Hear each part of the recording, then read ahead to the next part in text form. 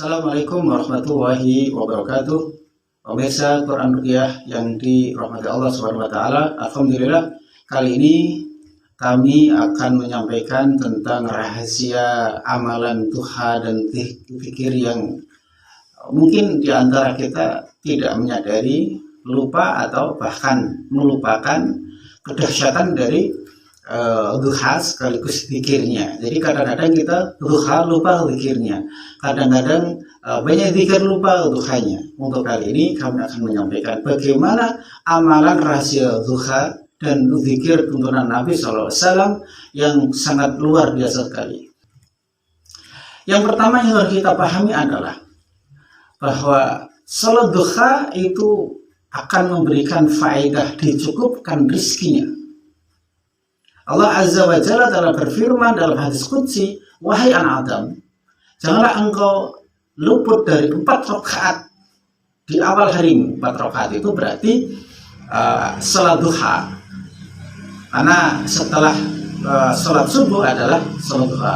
Ini saya akan aku cukupkan untuk rizki di sepanjang hari itu. Jadi sepanjang hari itu dicukupkan rizkinya oleh Allah. Hadis riwayat Imam Ahmad. Yang pertama, dicukupkan rezekinya oleh Allah. Yang kedua, mendapatkan surga. Rasulullah Shallallahu Alaihi Wasallam bersabda, barang siapa melakukan sholat duha 12 rakaat, Allah akan membuatkan baginya istana di surga. Hadis riwayat At-Tirmidzi dan Ibnu Majah. Yang kedua, dan yang ketiga, Allah akan menghapus dari segala dosa. Dari Aisyah radhiyallahu anha, man hafadha ala subhadil duha, barang siapa menjaga salat duha, ghufirat dzunubuhu, Allah akan mengampuni dosanya, wa in kanat aksara min zabadil bahr, walaupun dosa-dosa kalian itu sebanyak buih di tengah lautan.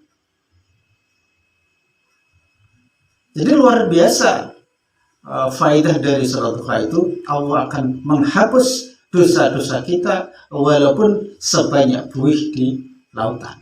Itu yang poin ketiga dari salat duha. Yang keempat, kenapa orang senantiasa mengkaitkan duha itu dengan rizki? Karena pahala duha itu senilai 360 sedekah. Nabi bersabda, setiap pagi, setiap ruas anggota badan kalian wajib dikeluarkan sedekahnya. Setiap tasbih adalah sedekah, setiap tahmid adalah sedekah, setiap tahlil adalah sedekah, setiap takbir adalah sedekah. Menyuruh kepada kebaikan adalah sedekah, dan melarang berbuat mungkar adalah sedekah. Semua itu dapat diganti dengan sholat duha 2 rakaat saja. Pemirsa Quran Ruqyah, amalan penting setelah duha ini mesti harus kita amalkan. Karena terkadang kita duha kemudian langsung berdoa, padahal sebetulnya ada zikir yang sangat mustajab sekali, yang sangat baik sekali bagi kita kalau kita ingin selesai masalahnya. Dalam surah An-Nisa ayat 203, Allah Subhanahu wa taala berfirman, fa idza qadaytumus shalah fadhkurullaha qiyaman wa qu'udan wa 'ala junubikum. Apabila kamu telah menyelesaikan salatmu, ingatlah Allah ketika kamu berdiri, pada waktu duduk dan ketika berbaring. Fadhkuru, itu adalah kalian banyak-banyak ingat berzikir kepada Allah. Jadi setelah duha jangan buru-buru kita memohon kepada Allah. Maka perbanyak zikir sebelum kita memohon kepada Allah Subhanahu wa taala. Inilah zikirnya. Zikir setelah duha sesuai sunnah dibaca 100 kali minimal, lebih banyak adalah lebih baik. Hadis dari Imam Bukhari riwayat Sayyidah Aisyah radhiyallahu anha, dia berkata, Nabi salat duha kemudian berzikir, Allahumma ighfirli wa tub alayya innaka antat tawwabur rahim. Ya Allah, ampunilah aku dan terimalah taubatku. Sesungguhnya Engkau Maha penerima taubat lagi Maha penyayang. Sampai beliau membaca 100 kali, coba bayangkan. Nabi maksum, Nabi tidak punya dosa. Zikirnya, zikir taubat, zikir duha itu 100 kali, coba bayangkan. Kalau kita orang dhaif, orang lemah, kira-kira berapa kali kita harus baca? Lebih dari 100 kali tentu lebih baik.